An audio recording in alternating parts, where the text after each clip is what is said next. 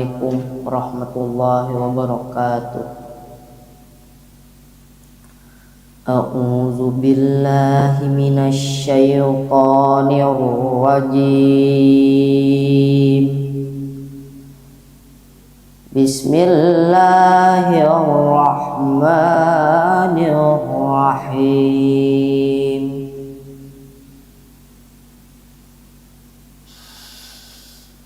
Wa in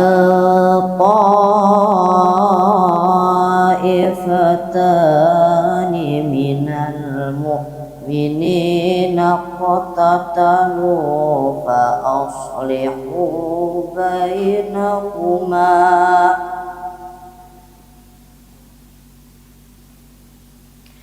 fa in baghat ihdahuma 'alal ukhra faqatilul lati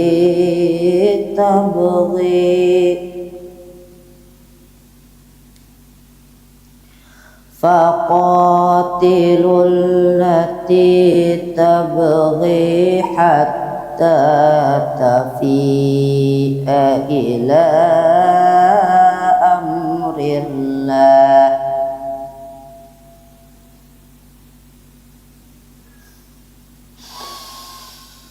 fa'in fa'at fa'aslihu bainahuma bil adli wa aqsitu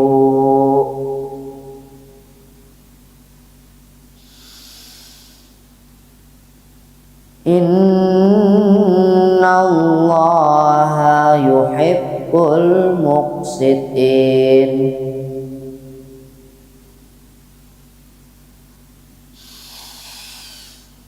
Innamal mu'minuna ikhwatun fa aslihu baina akhawaykum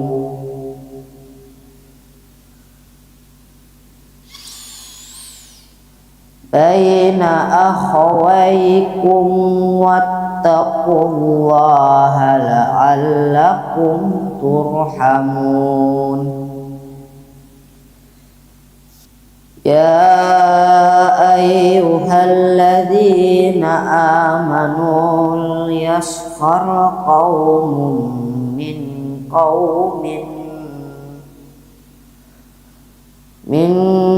qaumin asa an yakunu khairan minhum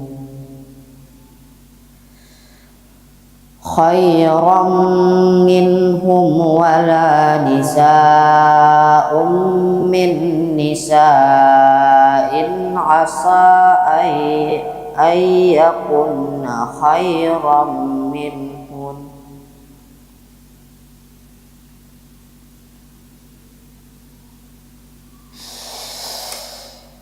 wala talmizu anfusakum wala tanabazu bil alqab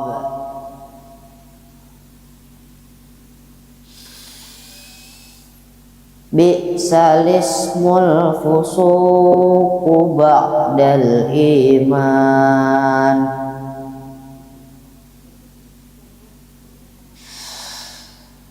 Wa man lam yatub fa ulaika humuz zalimun. Ya ayyuhalladzina amanu jtanibu katsiran minaz zann inni ba'daz zanni ismu wa la tajassasu wa la yaghtab ba'dukum ba'da ayuhibbu ahadukum ayyakula lahma akhihi maitan fakarihtumuh wattaqullah innallaha tawwabur rahim. Shadaqallahul azim. Assalamualaikum warahmatullahi wabarakatuh. Aku berlindung kepada Allah dari godaan syaitan yang terkutuk dengan menyebut nama Allah yang Maha Pengasih lagi Maha Penyayang. Dan apabila dua golongan dari orang-orang mukmin berkelahi, maka hendaklah kamu damaikan antara keduanya. Tetapi jika salah satu dari keduanya melewati batas terhadap yang lainnya, maka perangilah yang melewati batas itu, sehingga ia kembali kepada perintah Allah. Maka bila mana ia sudah kembali, damaikanlah antara keduanya dengan adil, dan berlakulah adil. Karena Allah cinta kepada orang-orang yang berlaku adil. Sesungguhnya orang-orang mukmin itu tidak lain melainkan bersaudara. Lantaran itu, damaikanlah antara dua saudara kamu, dan berbaktilah kepada Allah supaya kamu diberi rahmat. Hai orang-orang yang beriman, janganlah segolongan memperolok-olok segolongan, karena boleh jadi adalah mereka itu lebih baik dari mereka ini. Dan janganlah segolongan perempuan memperolok-olok segolongan perempuan, karena boleh jadi mereka itu lebih baik dari mereka ini. Dan janganlah kamu mencela orang-orang di antara kamu, dan janganlah kamu berpanggilan dengan gelar-gelaran yang jelek, karena sebusuk-busuknya nama ialah panggilan yang buruk sudah mereka beriman. Dan barang siapa tidak bertaubat, maka mereka itu ialah orang-orang yang melewati batas. Hai orang-orang yang beriman, jauhilah kebanyakan dari sangkaan, karena sesungguhnya sebagian dari sangkaan-sangkaan itu dosa. Dan janganlah kamu mengintai-intai. Dan janganlah sebagian dari kamu mengumpat sebagian. Apakah suka seseorang dari kamu memakan daging bangkai saudaranya? Maka tentu kamu jijik kepadanya. Dan berbaktilah kepada Allah, karena sesungguhnya Allah itu pengampun, penyayang. Maha benar Allah yang Maha Agung dengan segala firman-Nya.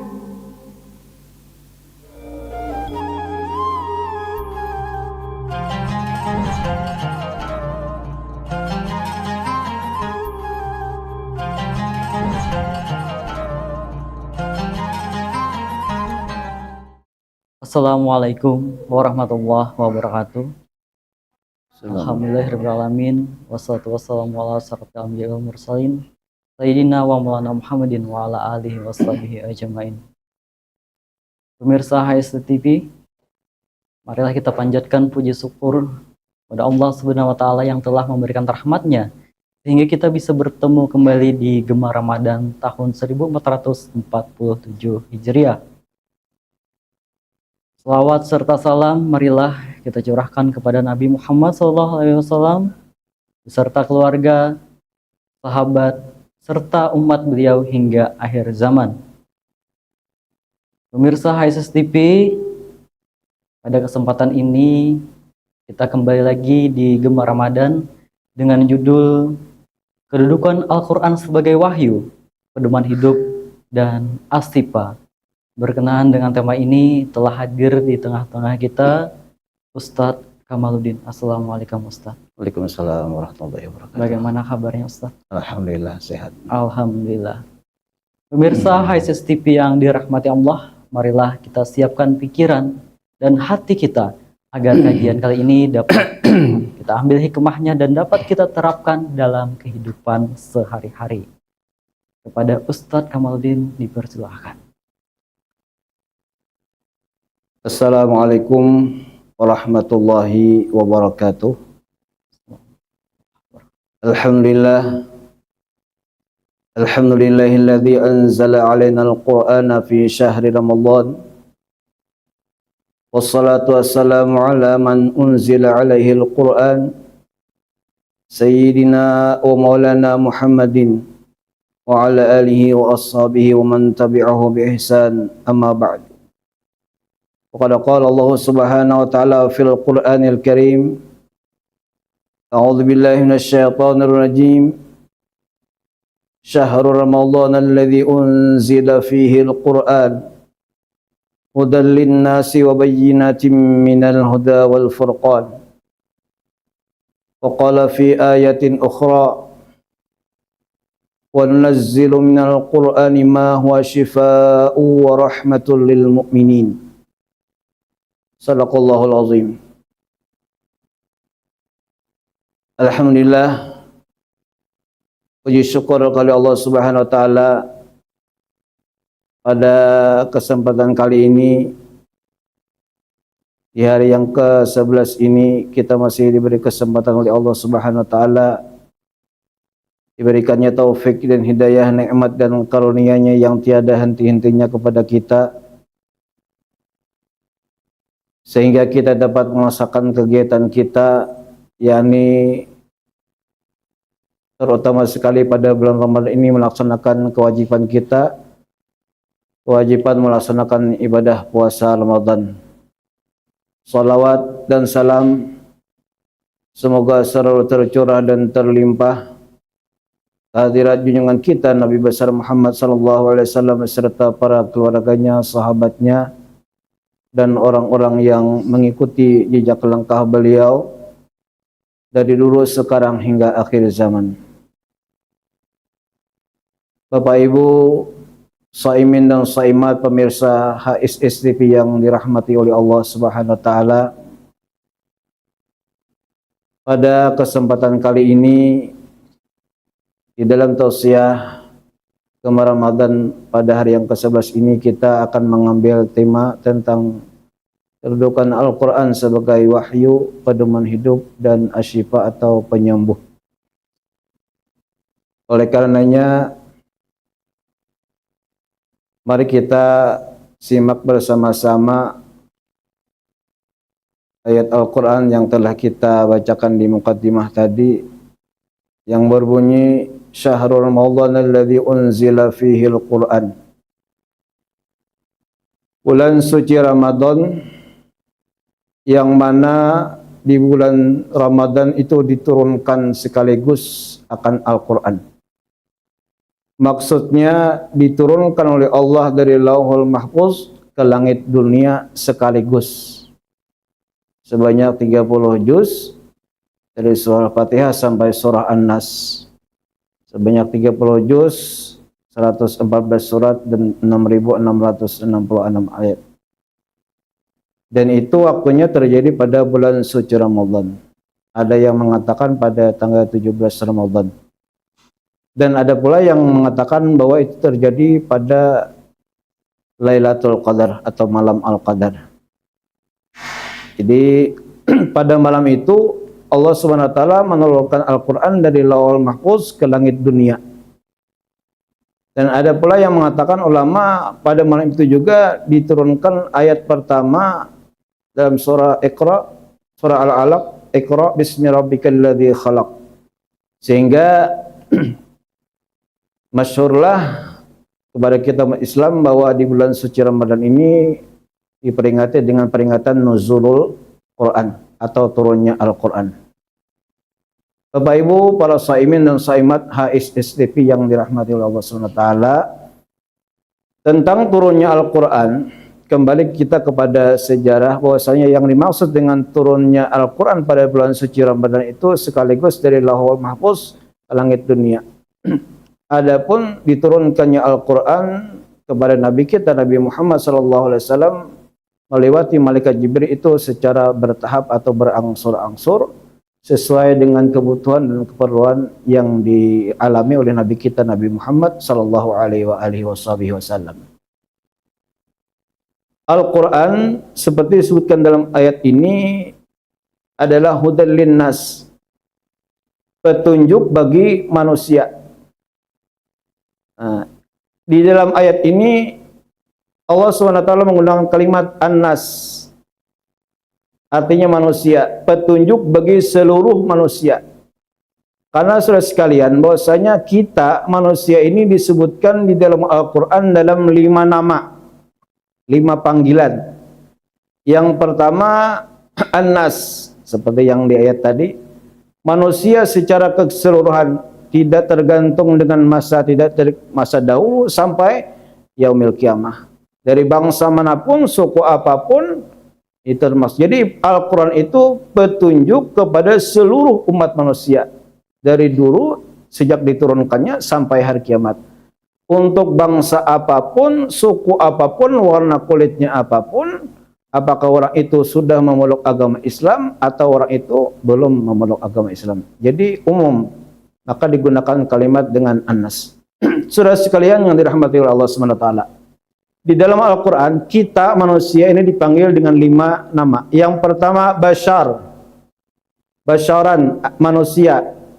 Seperti firman Allah Subhanahu wa taala, wa idz qala rabbuka lil malaikati inni khaliqum basyara.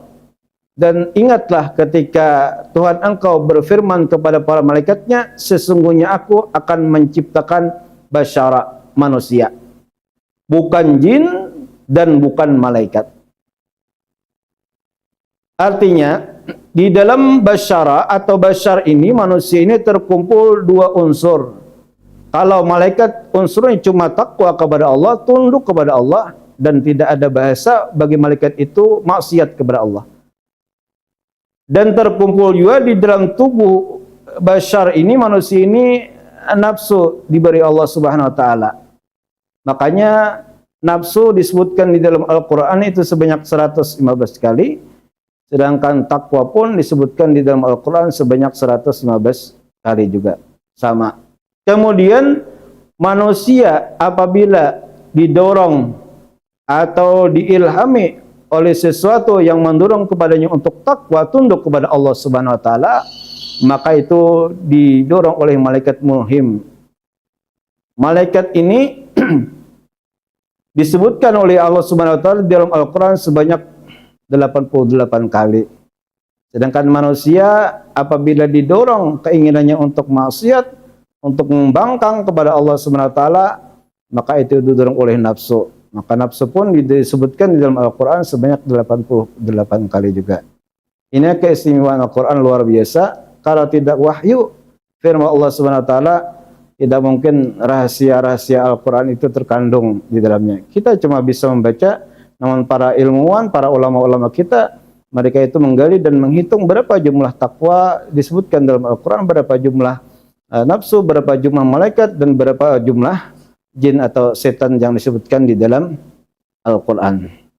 Bapak Ibu, para saimin dan saimat, pemirsa HSSTV yang dirahmati oleh Allah Subhanahu wa taala. Yang kedua, manusia ini disebut dengan al-ins.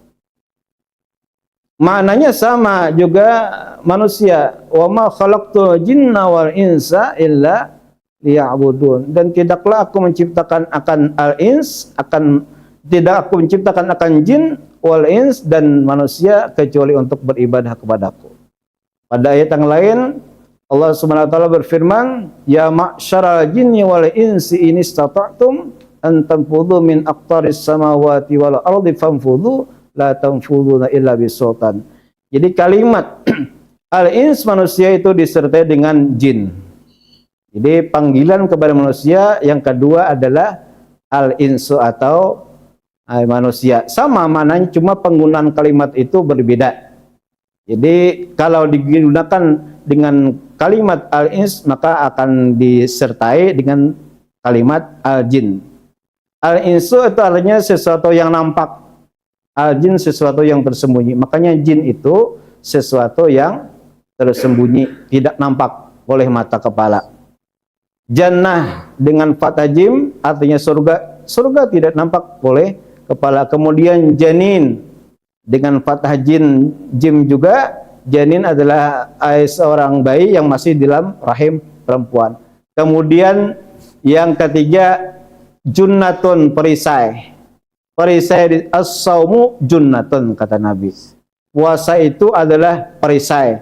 Perisainya tidak terlihat, bukan tameng seperti yang kebiasaan orang para prajurit perang, tapi benteng perisai yang tidak terlihat dari gangguan-gangguan syaitan dan musuh-musuh yang dapat menjerumuskan manusia. Jadi puasa itu sebagai junnah. Junnah tidak terlihat.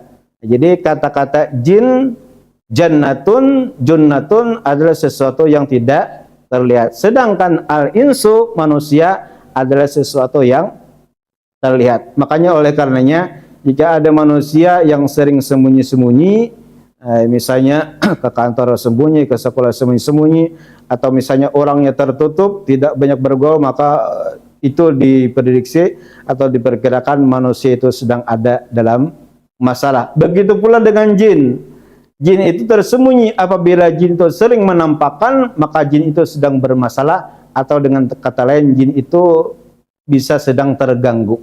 Nah, kadang-kadang orang kesurupan atau orang melihat jin, itu berarti bahwa jin itu sedang bermasalah. Inilah yang disebutkan oleh para ulama kita di dalam buku-bukunya tentang masalah manusia, al-insu dan al-jinnu.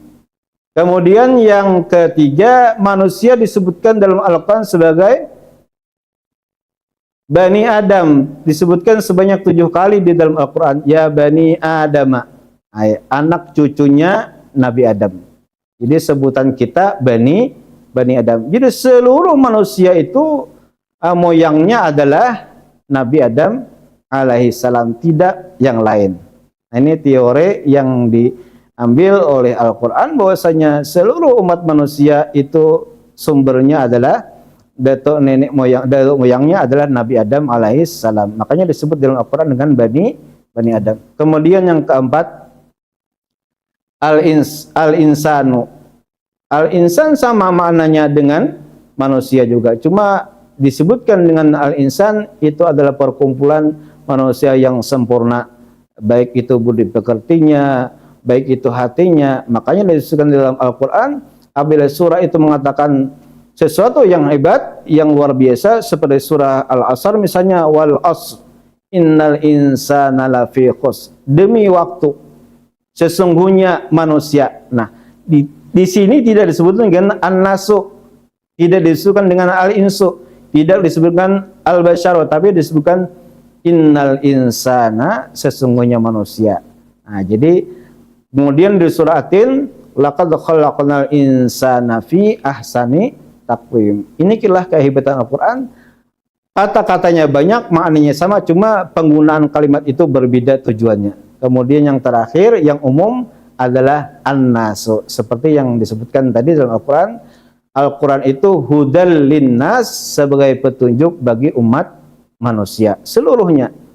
Nah, kemudian Bapak Ibu para pemirsa HISSTV yang dirahmati Allah Subhanahu wa taala, berkaitan dengan Al-Quran sebagai petunjuk atau pedoman hidup, itu sudah disebutkan bahwasanya seluruh umat manusia sejak zaman Nabi Adam itu diberi Allah Subhanahu wa taala petunjuk. Semuanya diberi Allah Subhanahu wa taala petunjuk. Jadi semua kitab suci dan suhuf yang diwahyukan oleh Allah Subhanahu wa taala kepada para rasulnya disebut dengan huda atau petunjuk.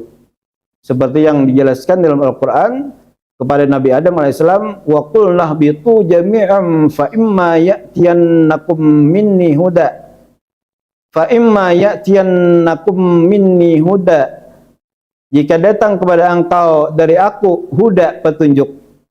Jadi Nabi Adam diberi Allah Subhanahu wa taala wahyu disebut dengan huda atau petunjuk. Al-Quran pun di dalam Al-Quran disebut dengan huda, seperti yang kita sebutkan tadi. Dan di ayat yang kedua, di surah yang kedua, surah Al-Baqarah, alif lam mim, dzalikal kitabul la raiba fi hudal lil muttaqin. Al-Quran, kitab Al-Quran itu tidak ada keraguan padanya, hudan, menjadi petunjuk bagi orang-orang yang bertakwa.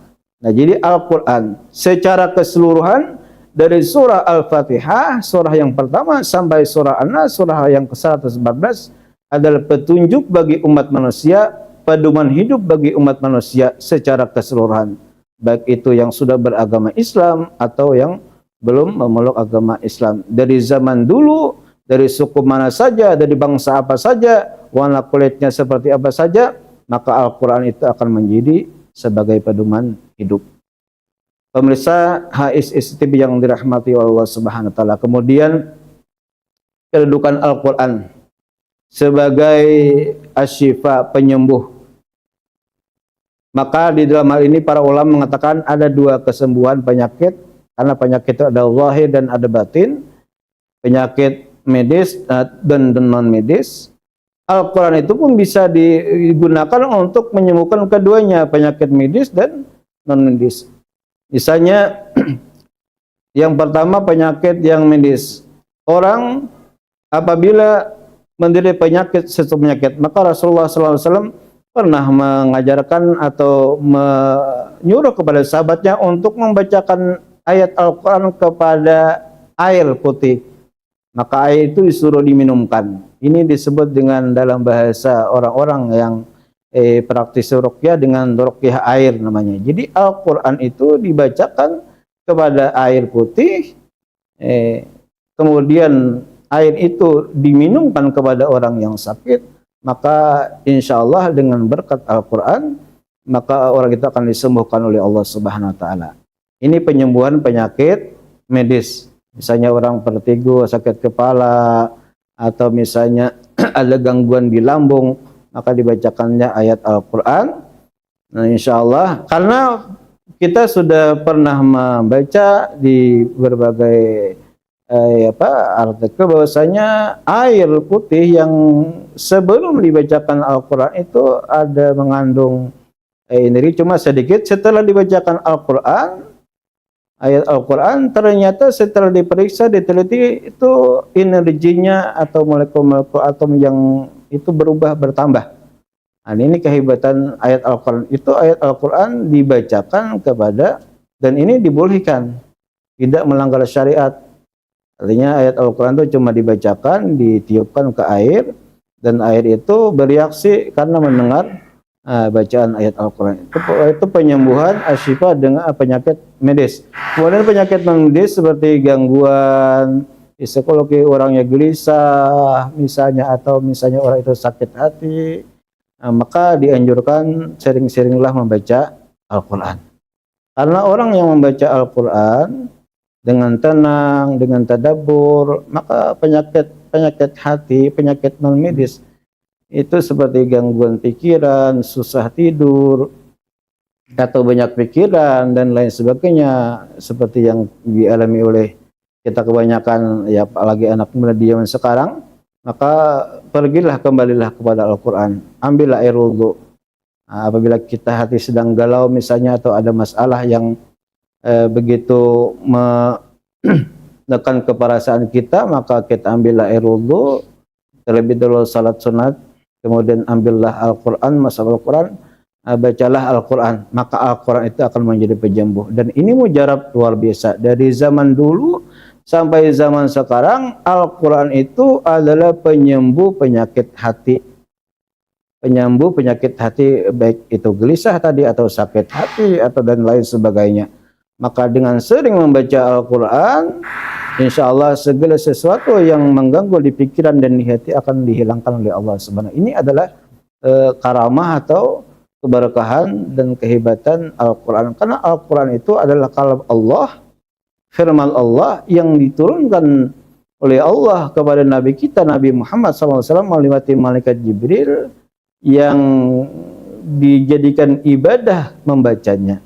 Nah, jadi kehebatan Al-Quran ini luar biasa dan tidak diragukan lagi. Nah, ini yang disebut dengan penyembuh. Penyembuh artinya penyembuh rohani, atau dengan kata lain lah, penyembuh rohani dengan banyak-banyak membaca Al-Quran.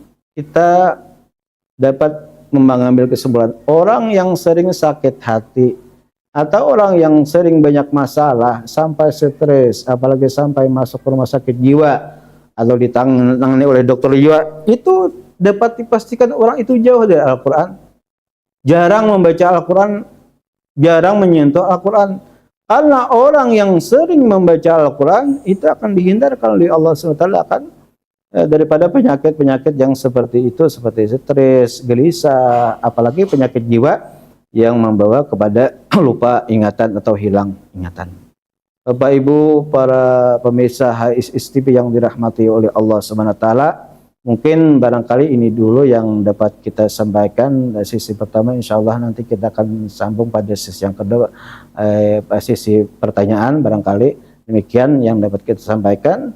Wassalamualaikum warahmatullahi wabarakatuh. Waalaikumsalam warahmatullahi wabarakatuh. Terima kasih Ustadz. Nah, itu Al-Quran ini sangat begitu luar biasa sekali, dan sebagai petunjuk untuk hidup dan juga sebagai penyembuh juga ya Ustadz. Ya.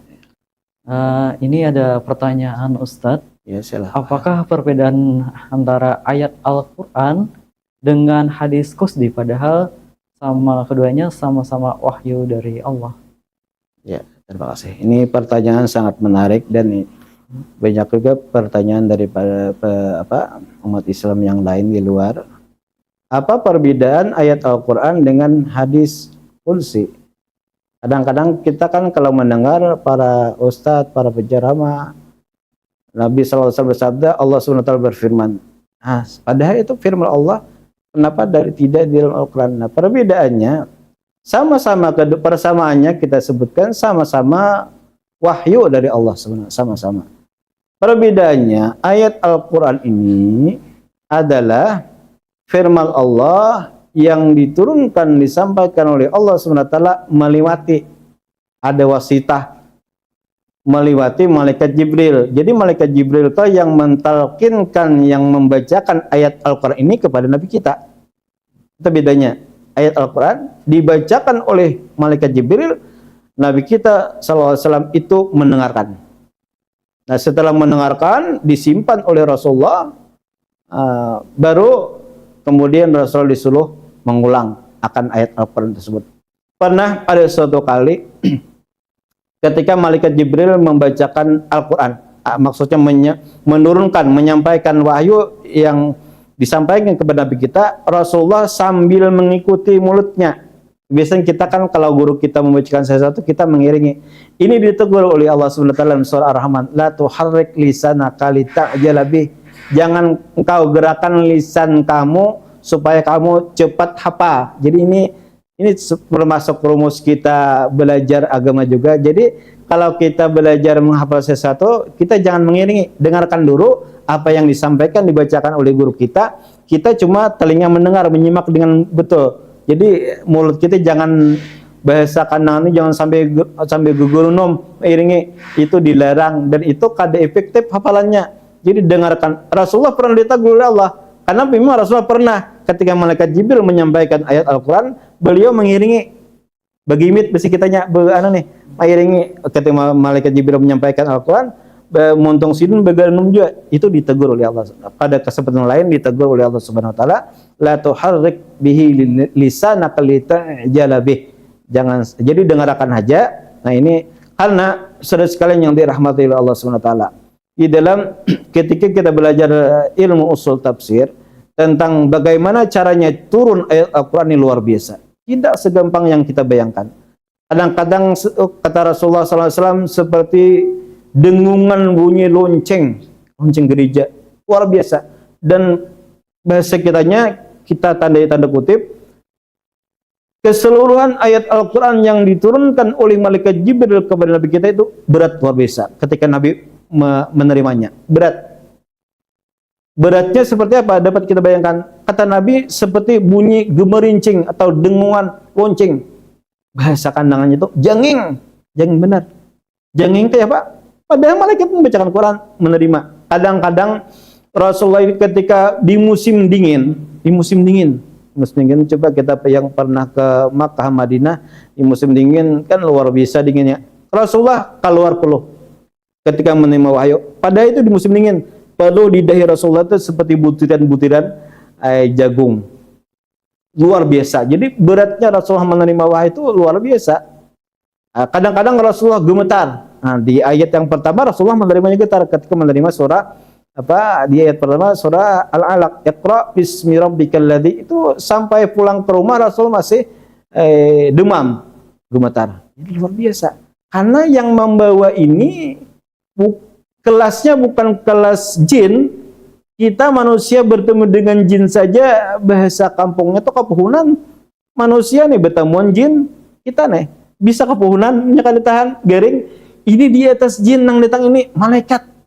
Jadi yang datang kepada Rasul ini malaikat menyampaikan ayat Al-Quran. Rasulullah mendengarkan, ya tadi dapat kita ilustrasikan ketika musim dingin, Rasulullah terpenuhnya luar biasa. Ini berat, jadi luar biasa, jangan dianggap gampang remeh tentang Al-Quran ini. Makanya Al-Quran ini firman Allah yang suci, yang luar biasa, yang kita tidak meragukannya lagi. Kemudian berbeda dengan hadis qudsi.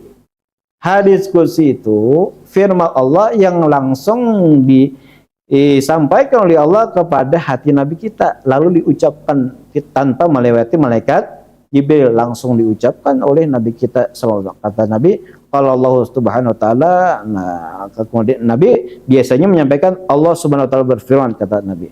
Nah itu menandakan bahwa hadis itu ada hadis qudsi.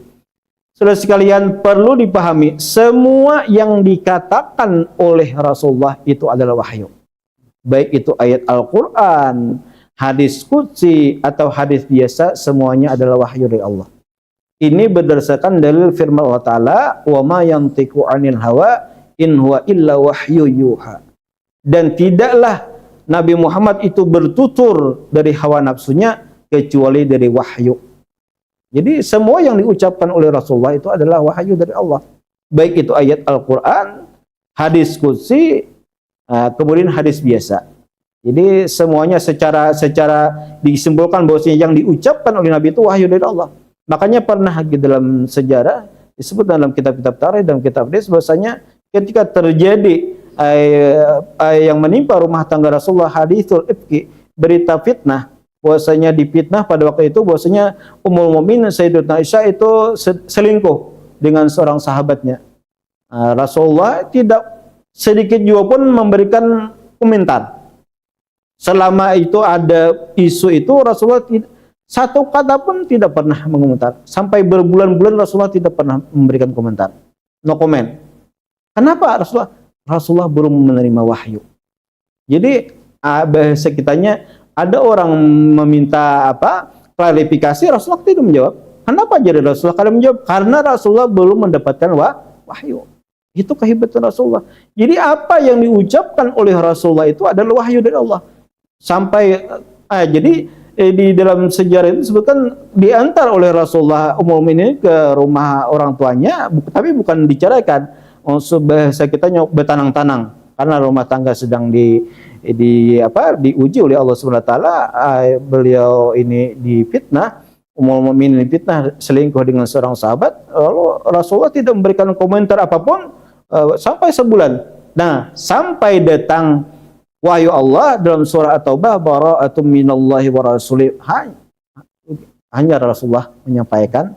Jadi apapun yang diucapkan, sampai masalah rumah tangga pun Rasulullah menunggu wahyu dari Allah Subhanahu wa taala. Nah, ini kehebatan Nabi kita, Nabi Muhammad SAW. Apapun yang dituturkan oleh Nabi adalah wahyu atau petunjuk dari Allah Subhanahu wa taala. Demikian barangkali penjelasan kami. Baik, terima kasih Ustaz.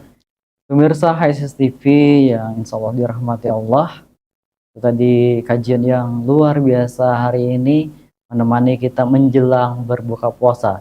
Tidak terasa Ustadz, buka puasa segera tiba. Maka dari itu kami mohon maaf dan mohon undur diri. Mudah-mudahan kita dapat mengambil hikmah dan dapat menerapkan apa yang kita dapatkan hari ini. Amin. Dan mudah-mudahan kita bisa terus dapat menjalankan ibadah-ibadah puasa dan ibadah lainnya. Saya Suliansa sebagai pembawa acara beserta tim HSS TV yang bertugas mohon maaf dan undur diri. Assalamualaikum warahmatullahi wabarakatuh. Waalaikumsalam warahmatullahi wabarakatuh.